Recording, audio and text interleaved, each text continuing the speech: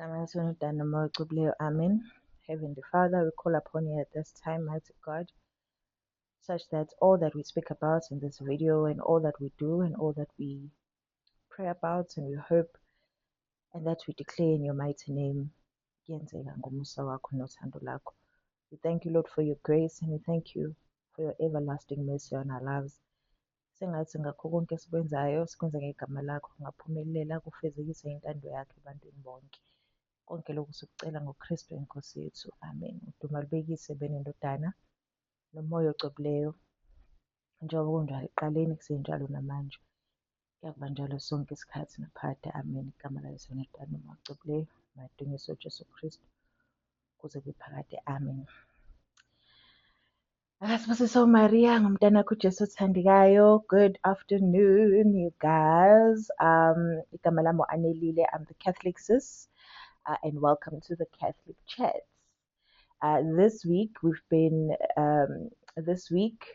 I'm talking, not even this week, in this video we'll be talking specifically about preparation for Lent. As we know that Lent is starting in a couple of days, so I wanted to do a short video just to probe some thinking for you. Le video ngiyenzela ukuthi kube khona mhlawumbe uzokucabanga, mhlawumbe kube khona mhlawumbe you've been thinking ukuthi what am I going to do, how am I going to do it. Uyabona ukuthi there is a buzz online, so you also want to do something kulo 6 weeks for Lent. Lent is such a spiritual time because it's 40 days, right? It's 6 weeks. And we have the joy of ukuhlelelwa inkonzo ngenkathi kuhlawula. We have the joy of imvuselelo. But over and above all that and all that the church does for us, we also need to do some work kuthina.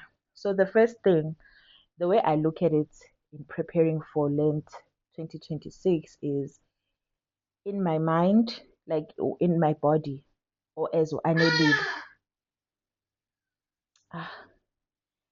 anelile, imaphi ama-components that make up me, and to see how I can praise God in all of my elements. Kukhona anelile, there's a spiritual part of anelile. There is a physical part, right, my body. There's an intellectual part, my mind. And there's a emotional part, my heart. So in all of those, and I'm not going to retake this, so I hope the noise will get better.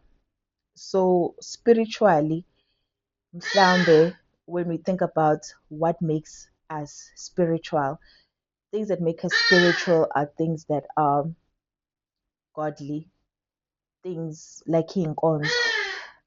You know, there's something special about spirituality because you communicate with your soul.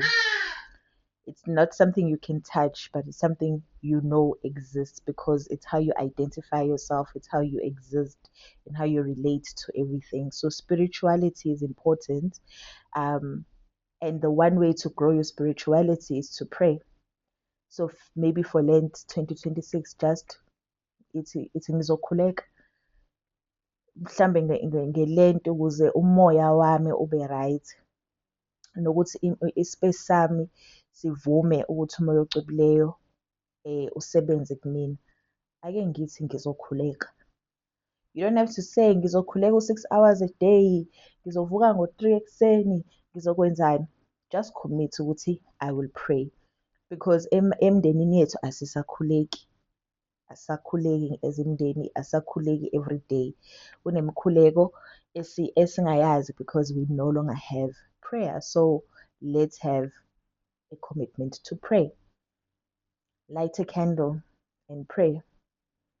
Pray. Also to increase your spirituality, hamba uye enkonzweni. Besides ukuya emiseni, hamba uye enkonzweni yesibusiso. Go to adoration, you know. maybe go to inkonzo yempenduko. Hamba ovuma. Niyangazi-ke ekuvumeni. Hamba uyovuma. Ama-parish will have amalento, ama-sessions okuvumisa. Hamba uyothulula. Kuyathulula bakwethu. Akukho right ukuthi izono zificane phakathi. That increases your spirituality, right? Uhambo oluyingcwele, uya kwi-pilgrimage. Think about it. But most importantly, give yourself isikhathi sokukhuleka. uNkulunkulu uyakwazi ukukhuluma nawe in the silence, in the quiet and in your prayers. So, number 1, pray. Number 2, physical, umzimba wakho. You know that all the junk food we eat, all of the things that we love, or Kentucky, or ribs, or bani, ukudla okunamafutha, ukudla oku-rich, ubisi, zonke lezo zinto akuzona ezethu. Izinto mhlambe esiy'jabulisa ngazo, but in the truth, that's not something that sustains umzimba wakho. So your physical body needs attention during Lent. Think about it. Think about ukuyihlukanisela ukudla oku-rich, ukudla okuyi-junk, because ikona okusibulalayo, which makes it a sin. It's a sin to overindulge in junk food. It's a sin ukuthi uqede islep sonke wedwa. It's a sin ukuthi uthi kade uthi uyayijabulisa angazi nijabulisayo ngama-chips noma ngokuthi ujabulise umndeni wakho niyodla, but ubuye usuthi kakhulu, usuya-overindulge, usuyazibulala. So umzimba wakho ithempeli likaNkulunkulu. Ku-wrong ukuthi u-overindulge, ku-wrong futhi ukuthi ungakhuzeki ey'ntweni ezimnandi. Smoking, alcohol and other substances-ke wona ino-compromise. Those kill your body. Awubona ukuthi kulo 6 weeks yini mhlawumbe that you can commit to. Uthi hayi mhlawumbe I'll exercise more to serve ivessel uNkulunkulu akunikeze yona, to serve the body that God has given you. You know, uDaniel umprofethe uma efuna ukuyisondeza kuNkulunkulu wenzani? Into yokuqala nje wazi ukuthi ayihlukanisele ukudla oku-rich. Wadla nje lokudla esekuphiwe uNkulunkulu okuyikhulelayo, okuyiy'thelo zemvelo, phuza amanzi. Mhlawumbe nathi that's a nice way that we can look at it, because izinto eyi-rich ziyawuhlukanisa umzimba wakho from what it was created to be. Thina we were created ukuthi si-sustain ama-fruits, ama-veg, amanzi, lokhu nje okukhulayo ongadinga amakhemikhali, lokhu okukhulayo nje emhlabeni noma engadini, imifino, iyona into imizimba yethu eyidingayo. So ake sizame nokuthi ekuzileni kwethu singazili sakushwabula ukuthi hhayi inyama asiyidli ngolesihlanu. Bonga ukuthi sizoke si-enjoy ama-veg ney'thelo uNkulunkulu asiphe zona, because yonke into it's how you look at it. It's how you look at it. So when we say fasting, we don't fast because ufanele ungadli into oyithandayo. We fast because umzimba wakho ufanele ubuyele esimweni uNkulunkulu ayesidalele sona. Bring your body to a natural state, and the natural state ihambisana nokudla oku-natural, ukudla okungekho rich, because even ubisi, sidla ubisi lwey'nkomo, alakhelwe thina, lwakhelwe iy'nkonyane. Thina we are being greedy and gluttonous, which is a sin. So let's think about how physically we can honor God with our bodies, right? Mina njengoba ngimkhulu ngiyazi ukuthi fanele ngenzeni ukuze umzimba wami ube right, ukuze ama-hormones ami abe right, ukuze konke ekufanele ngabe ngiyaku-experience ngomzimba wami kule age yami ngiyaku-experience. So drink your water, limit your food. uzila nje izinto zibe yabo. Bona nawe ukuthi yini kwi-catalogue yakho oyithandayo obungathi no, maybe not today. So if i-budget yakho ye-Kentucky ibu-R500 ngenyanga, awuthathe lowo R500 wenze okungcono for your family or for the church. Ukufasta, it's good for your personal being, but it's also good for ukuthi ukwazi ukwabelana nabanye, because if you are fasting meat, that means you have more budget ukuthi usungapha inyama e-soup kitchen. So don't fast for nothing, fast for something. Know ukuthi yini into oyizilelayo ngenkathi. There's also a mental component to us. Mentally, umqondo wakho fanele uhlezi ucabanga izinto right. Fanele uhlezi umqondo nje imasela elijingiswa njalo. Yabo nje kuba ubuka le YouTube kuyakusiza ngoba siyaqhubeka-ke manje. Yabo, siyaqinisa la, qinisa umqondo, fundiseka, but also funda. We must learn, we must experience new things, we must go where our minds have not gone before. All right, so mentally, I will encourage you to commit to a reading goal. You know, yazi sometimes uzwe ukuthi khona usanta othize emaromeni. Just go on your phone, go on Google, uyofunda ukuthi how, uSaint Teresa, little flower. Bakithi uza kuthiwe nje u-Doctor of the Church. Why? Hayi, khona uSaint Teresa, little flower, so khona uSaint Teresa wase-Calcutta. Okay. Hawu. Izolo beku-Our Lady of Lords or Lourdes. Engabe wayenzeni? Just go online, uyifundele nje. Funda about your faith, ufunde ngosanta, ufunde even nento yokuthi okay bekhuluma ngoMateyu namhlanje egospelini, in the gospel. uMateyu kanti wayenjani? Go online, read about what made Matthew great, why he was chosen, watholwaphi as abe apostle, wenzani after. Always keep your mind open to learning new things ngalesikhathi, especially that will increase knowledge yakho about God and about everything. Mina-ke ngizoze ngithi continue study even ngezinto zaka-psychology. Hamba uyofunda ukuthi how can I increase my mental health, you know. Learn something. At least wazi ukuthi ngelento 2026 ngafunda ngama-12 apostoli, yabo. Ngafunda ngo-Saint Francis ngoba kuwunyaka kaFrancis. All of those things, it's very important, yabo.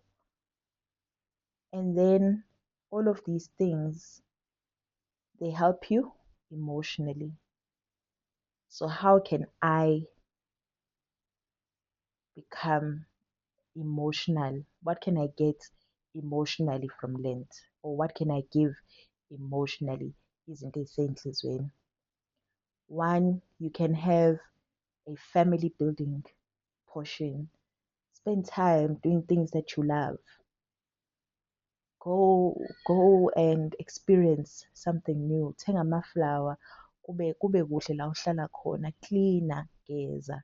Yazi endaweni eclean inhliziyo yakho iyajabula, because i-cleanliness isignila ukuthi izinto zami zi-in order. Yabo. Let go of that relationship or that friendship ekwenza uyingabaze. Angisho ukuthi hlukana naye. Ngithi mina kulo 6 weeks awube honest ukuthi yini into ekuphatha kabi. Mhlawumbe i-relationship okuyona, mhlawumbe umndeni, mhlawumbe umngani. Awukufocus nje ey'ntweni that make you feel good, that make you feel beautiful, that make you feel alive, that make you happy. Prioritize your happiness. And yazi into elula ekwenza ukuthi ube happy is doing good for others. And that's why we have almsgiving. Thenga uma unamandla, i-six pack yama-baked beans uyise e-soup kitchen. Yabo nje when they say, hawu mntanami siyabonga inkosi ikubusise, inhliziyo yakho iyajabula. You feel good about yourself. Uhambe uyoduduza la bebuhlungu khona, ubone ukuthi hey bo baze baduduzeka abantu ngokuba khona kwami. Use your gift. Use your gift. Yabo nje mina la ku-TikTok or la ku-YouTube kuyangithokozisa when abantu bengisendela ama-message bethe yazi bengiyi-Khathukmena bengiyi-RCIA ngiyobhabhadiswa. Ngiyabhabhadiswa or ngiyobhabhadisa umntwana or ungisizile ngathola i-parish eseduze nami. Yabo lezo zinto zingenza ngibe happy in my heart because I know ukuthi I'm working for God and I'm using my gifts to translate into outputs for God's people. If anything else, commit ukuthi yonke leya wardrobe yakhe egcwele enezinto ongayifuni noma izinto wena othi zimbi, akuthulule kancane uhambe uyise kwi-soup kitchen. Hambe udonate ngey'mpahla zakho kumaphara. Hambe uthola umndeni owaziyo ukuthi awukho right. Ubaphe something, ubaphe ikhombo, you know, baphe ikhombo, baphe iy'ngane zakhona i-school uniform. Lezo zinto they look like u-selfish, right? They look like wenzela khona uzonconywa noma uzobongwa. Kodwa no, into ekwenza ukuthi inhliziyo yakho ibe right, ukwazi ukuthi I did good lamhlanje. Uy'ncoma ukuthi no ngimsebenzelile uNkulunkulu lamhlanje and noma ngikhuleka ngiyazi ukuthi nginalo i-point engizolisho ukuthi Nkosi ngiyabonga. Ngiyawubonga umsebenzi ongiphe wona ngoba ngawo sengiyakwazi nokuthi ngixhase kanje. It's very important. So that's all I wanted to say. Ukuthi in our preparation bengifuna nje ukuthi siprobe some of the things mhlambe wena ongakwazi ukukhomitha kuzona lapho in your space. Lastly, as human beings, we have eyes, we have taste, we have hearing, we have touch, and we have smell. Ama-senses akho ayasebenza wonke. Always think about how can I use my five senses to serve God? How can I serve God? And how can I allow God or the Holy Spirit to work in me? Because ngihamba kahle namhlanje 10 minutes wangempela because ngezinto engiy'bukayo, watch a podcast, watch a Catholic movie, watch a Catholic diary, a documentary. Buka nje into ehlukile. Mukhuluma with your voice, speak life into the things that you believe in. Speak life into your children, into your family, into yourself. Speak life, sing. Umphefumulo oculayo usuke usukhonze kabili. Awucule nje. Sing. Speak well. Read your Bible out loud. Yabo. Read your Bible out loud. Listen to iy'ntshumayelo. Listen to ama-lyrics amaculo. Lalela ama-reflections. Kunama-daily reflections esizowathola la. Wonke umuntu uyawenza. Abapristi lana, nabapristi o-brother, amasistela. There's so much content for us singayilalela. Yabo uma ulalela izinto ey'-right, ngisho nemicabango yakho iyashintsha. Right? Smile. Khona izinto ezikukhumbuzayo ukuthi it's time to pray. Ukubona ukuthi mekunuka ukhari, uyakutshela ukuthi sekuyaphekwa. Kanjalo nokukhuleka. Kanjalo nesikhathi sokukhuleka. Use your smile ukuthi okay.